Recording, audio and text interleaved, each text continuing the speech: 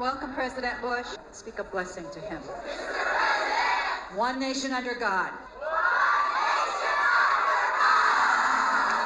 Hi, I'm Cece and welcome to my channel. If you are not yet subscribed and you would like to be, please go ahead and do that down below. We're getting really close to 15,000 subscribers and it would be cool to hit that soon. You can also follow me on Instagram and Twitter. Also, apologies in advance for what will probably be a lot of censorship in this video. I don't love doing that, but my last video wasn't monetized at all and I would love to at least try and keep this one monetized. Today, I want to talk about Christian nationalism in the US. So right off the bat, it's important to note that Christian nationalism is not the same thing as Christianity itself. Obviously, most Christian nationalists are Christian, or at least they claim to be, but those two things are not at all synonymous. Paul D. Miller, who is a professor of international affairs at Georgetown University, says that it's actually easiest to define Christian nationalism by contrasting it with Christianity itself. He says, Christianity is a religion, Christian nationalism is a political ideology about American identity. It idealizes and advocates a fusion of Christianity with American civic life. Christian nationalism believes that the American nation is defined by Christianity and that the government should take steps to keep it that way to sustain and maintain our Christian heritage. It's not merely an observation about American history. It is a prescription for what America should do in the future. We should sustain and continue our identity as a Christian nation. That's Christian nationalism. Depression-era fundamentalist preachers Gerald Winrod and Gerald L.K. Smith are often credited with laying the foundations for modern Christian nationalism. They preached that Christianity was tantamount to American patriotism and opposed the teaching of evolution in public schools. Smith even founded a group called the Christian Nationalist Crusade, which published a magazine called The Cross and the Flag, which argued that Christian character is the basis of all real Americanism. So this kind of ideology has been around for a long time, but it wasn't until the 1970s that Christian nationalism started to become a real force in American politics, and the Christian right as we know it today was born. In the 1970s, Christian nationalist and Republican political activist Paul Weyrich realized that white evangelicals could constitute a real political force for the Republican Party if he could just mobilize them. He wrote, "The new political philosophy must be defined by us conservatives in moral terms, packaged in non-religious language, and propagated throughout the country by our new coalition. When political power is achieved, the moral majority will have the opportunity to recreate this great nation. The leadership, moral philosophy, and workable vehicle are at hand, just waiting to be blended and activated. If the moral majority acts, results could well exceed our wildest dreams." Weyrich knew that in order to mobilize evangelicals to vote, he needed a cause, some issue around which to rally them. And in the years following Roe v. Wade, he saw the opportunity to make a into that political wedge issue and use it to mobilize Christians, specifically white Protestant Christians in the South and Midwest, to split off from the Democratic Party and vote red. Today, a lot of historians argue that abortion was largely a stand-in issue for the Republicans' real agenda, which was to protect segregation and the right for private Christian schools to not admit Black applicants. But by the 1970s, it was already pretty unpopular to be openly. So Weyrich recruited Republican strategists Howard Phillips and Richard Viguerie and evangelical preacher Jerry Falwell, and together they formed the Moral Majority. The Moral Majority was a political organization basically dedicated to doing PR for the Republican Party, rebranding them as the pro-life, pro-family, pro-morality party. They're largely credited with helping elect Ronald Reagan in a landslide in the 1980 election, and even though the Moral Majority was dissolved in the late 1980s, many of their ideas and strategies still carry the Christian nationalist movement today. Christian nationalism also has roots in the Christian Reconstructionism movement, which was founded in the 1970s by R.J. Rushdoony. Christian Reconstructionism is an extremist movement that literally advocates for replacing U.S. legal code with biblical Old Testament law. Reconstructionism is a relatively fringe movement, but it did have a big impact on modern Christian nationalism, mostly because it is the foundation of Christian dominionism. Dominionism does not go as far as to advocate for the death penalty for breaches of Old Testament law, but it basically says that Christians have a God-given right to rule, to have dominion over all of God's creation, and that it is not only their right, but their duty to seize this power. It calls for a stealthy and coordinated effort to Christianize American culture and government. Gary North, who is a leading Christian dominionist and the son-in-law of R.J. Rushdoony, said that Christian dominionists Zionists need to smooth the transition to Christian political leadership. Christians must begin to organize politically within the present party structure, and they must begin to infiltrate the existing institutional order. Christian nationalists have taken this strategy seriously, and through organizations like the Moral Majority, Focus on the Family, Christian Voice, the American Family Association, the Family Research Council. Seriously, there are so many. The Republican Party has really strategically aligned itself with Christianity and begun their effort to Christianize the United States. So the entire ideology of Christian nationalism is completely predicated on this idea that the US is an inherently Christian nation, that it was founded on Christian values or sometimes Judeo-Christian values, and that's always the way it was until the hedonistic liberal atheists of the modern age started trying to erase our Christian history with evils like gay rights and the separation of church and state. In 2001, Jerry Falwell went as far as to blame 9/11 on the feminists, the gays, and the ACLU. He said, "I really believe that the pagans and the abortionists and the feminists, the gays and lesbians who are actively trying to make that an alternative lifestyle, the ACLU, People for the American Way, all of them who have tried to secularize America. I point the finger in their face and say, you helped this happen." But the idea that America is an inherently Christian nation is nothing more than a very carefully crafted revisionist history. Isaac Kramnik and R. Lawrence Moore, authors of the 1996 book, The Godless Constitution, wrote, "It is not true that the founders designed a Christian commonwealth that was then eroded by secular humanists and liberals. The reverse is true. The framers erected a godless federal constitutional structure, which was then undermined as God entered first the U.S. currency in 1863, then the Federal Mail Service in 1912, and finally the Pledge of Allegiance in 1954. There's a kind of circular logic that Christian nationalists often try to use where they point to these later introductions of Christian symbolism or references to the Christian faith in government spaces and try to use that as evidence that the U.S. is and always has been a Christian nation. Many of the founding fathers were Christian, but many of them were also atheists or simply non-religious. And as a whole, the founders made it quite clear that their priorities were religious freedom and the separation of church and state. Thomas Jefferson himself wrote extensively about the importance of the separation of church and state. Thomas Jefferson was a sexual, but I can admit that he did a few things right. In an 1802 letter to the Danbury Baptist Association, Thomas Jefferson wrote, "Believing with you that religion is a matter which lies solely between man and his God, that he owes account to none other for his faith or his worship, that the legitimate powers of government reach actions only and not opinions, I contemplate with sovereign reverence that act of the whole American people which declared that their legislature should make no law respecting an establishment of religion or prohibiting the free exercise thereof, thus building a wall of separation between church and state." God, I'm getting bored reading this.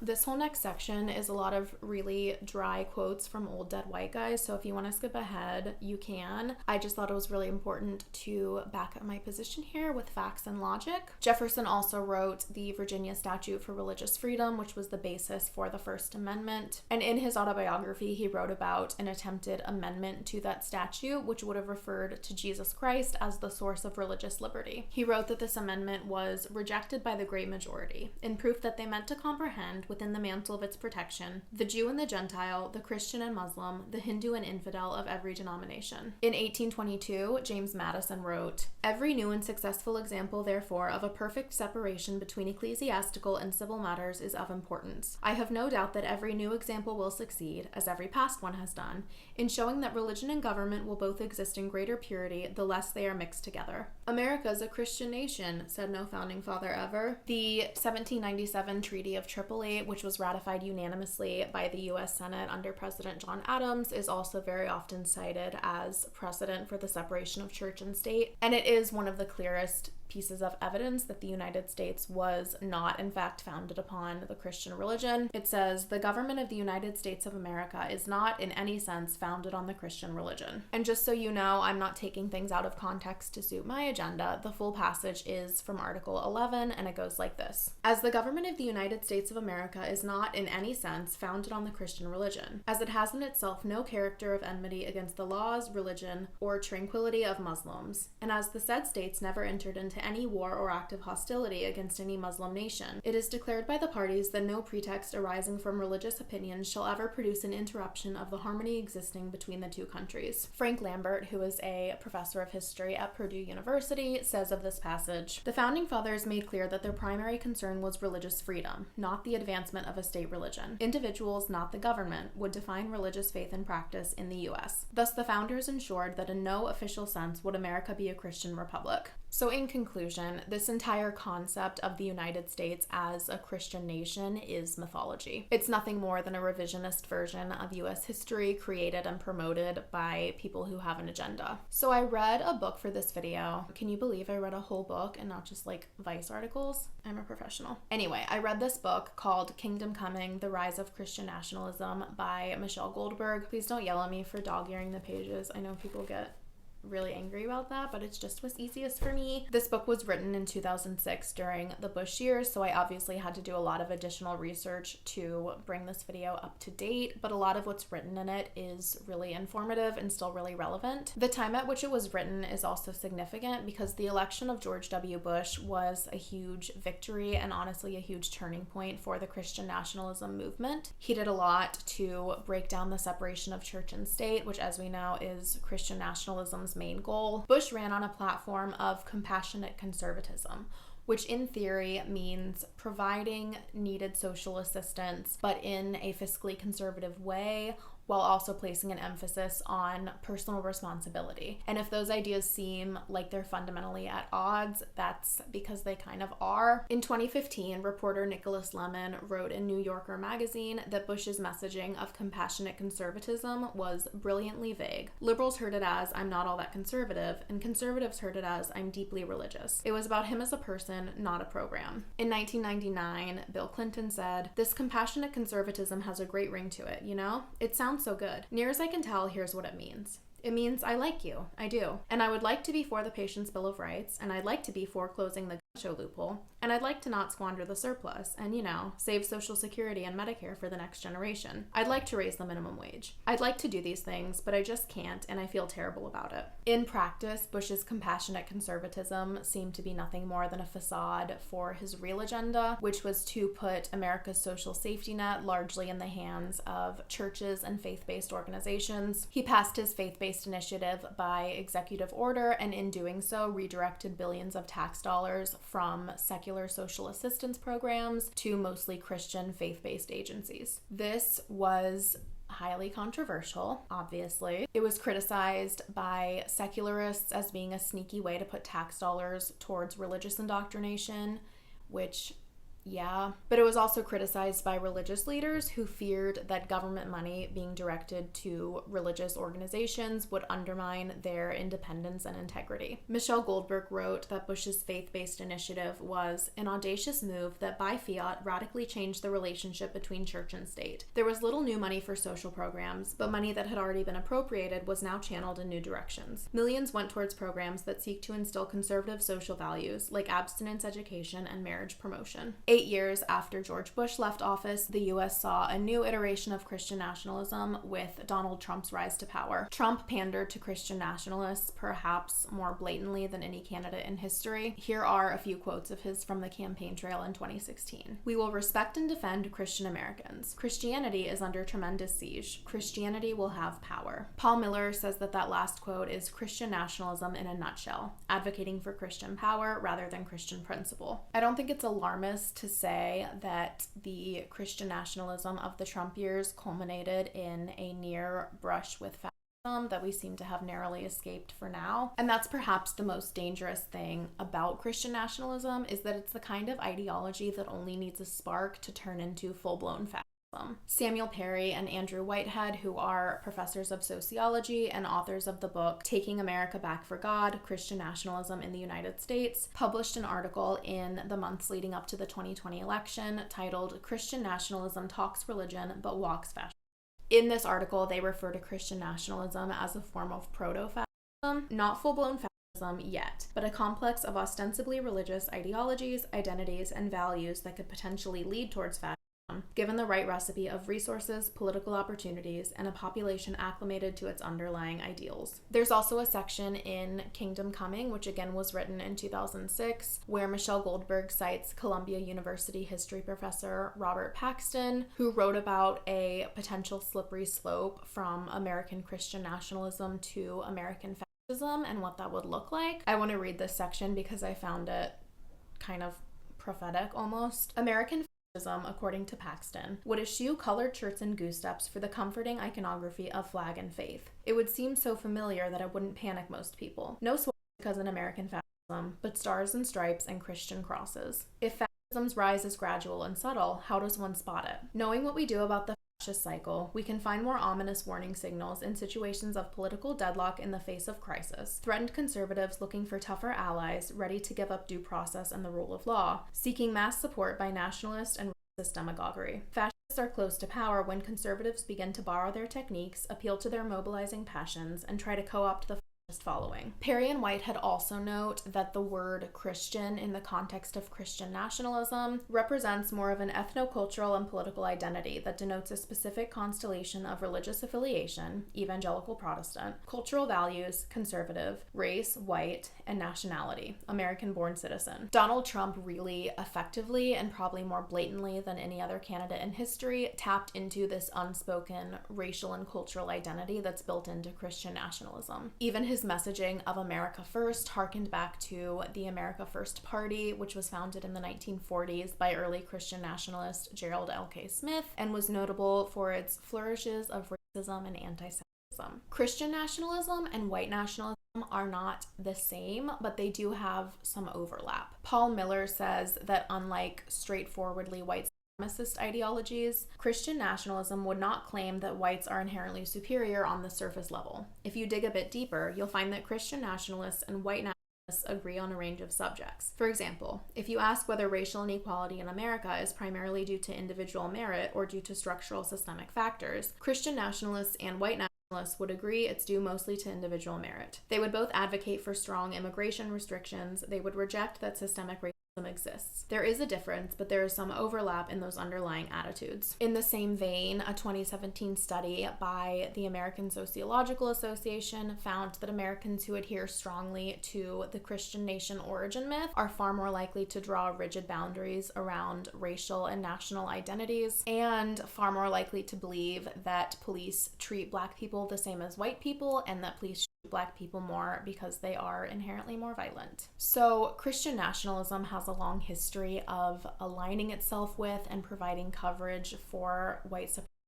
This has maybe been made more obvious by the Trump version of white Christian nationalism, but it's not something new. So even if we have for now escaped the worst case scenario, there are a lot of other consequences when Christian nationalism starts to take hold. Perhaps most obviously, Christian nationalism infringes on the religious freedom of non-Christians. While Christian nationalism doesn't outright advocate for forcing everyone to be Christian, it does advocate for Christianity to be given special privileges by the state. Michelle Goldberg says in Kingdom Coming that the ultimate goal of Christian nationalist leaders isn't fairness, it's dominion. The movement is built on a theology that asserts the Christian right to rule. Christian nationalists claim to simply want religious liberty, but in practice, what they advocate for looks a lot more like Christian supremacy. And what they often point to as oppression of Christians is really just inclusivity or equal treatment of other religions. Religious freedom can only exist in a meaningful way if we ensure that no one religion is prioritized or given special treatment by the government. Christian nationalists often frame anything less than